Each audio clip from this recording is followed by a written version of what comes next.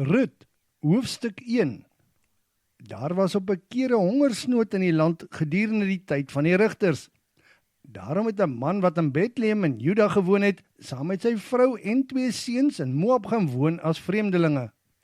Sy naam was Elimelech. Sy vrou was Naomi en sy seuns Maglon en Kiljon.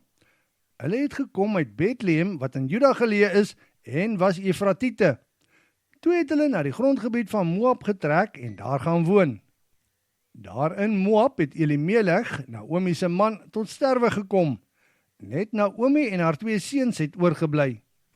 Toe trou die 2 seuns met dogters van Moab. Hulle name was Orpa en Rut, en vir 10 jaar het die lewe aangegaan. Maar Maglon en Kiljon het ook gesterf. Naomi was nou sonder haar man of haar 2 seuns. In Moab het Naomi die gerug gehoor dat die Here vir sy volk gesorg het en aan hulle brood voorsien het. Daarom het Naomi en haar 2 skoondogters gereed gemaak om terug te keer na Juda. Saam met haar 2 skoondogters het sy uit die plek vertrek waar hulle gewoon het. Langs die pad, op pad na Juda, het Naomi vir haar skoondogters gesê: "Ek dink julle moet liewer omdraai en teruggaan na julle ouerhuise.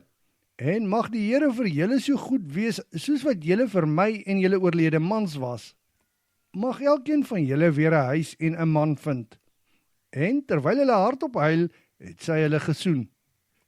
En hulle sê vir haar: "Ons wil saam met ma teruggaan na ma se mense en ma se volk." En Naomi sê: "My dogters, julle moet omdraai en teruggaan. Hoekom sal julle nou saam met my wil gaan? Kan ek miskien nog aan seuns geboorte gee wat julle mans kan word? Ag my dogters, draai nou om en gaan terug.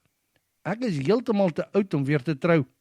En al sou die hoop nie beskaam nie en ek vanaand nog by 'n man lê en self seuns in die wêreld bring, sou dit regverdig wees om te verwag dat julle moet wag tot hulle groot is. En moet julle tot dan toe ongetroud bly? Glo my, dit is swaarder vir my as vir julle, my dogters. Die Here se hand is immers teen my." Toe huil die skoondogters van vooraf. Orpa het haar skoonma gesoen groet, maar Rut het geweier en haar skoonma vasgehou. Toe sê Naomi vir haar: "Kyk, jou skoonsussie gaan terug na haar volk en gode.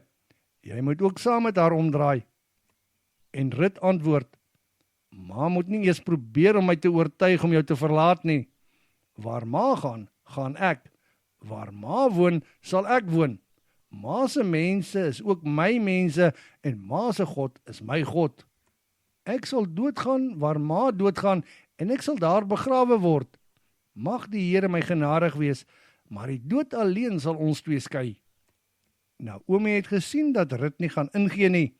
Daarom het sy die saak laat staan en haar nie weer probeer oortuig nie. Saam het hulle toe al die pad tot by Bethlehem geloop.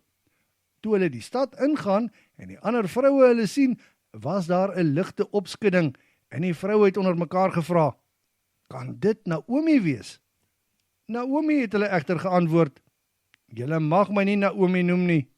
Noem my eerder Mara, want die Almagtige het my 'n bitter lewe toegedeel. Alhoewel ek vol hier weg is, het die Here my leeg laat terugkom.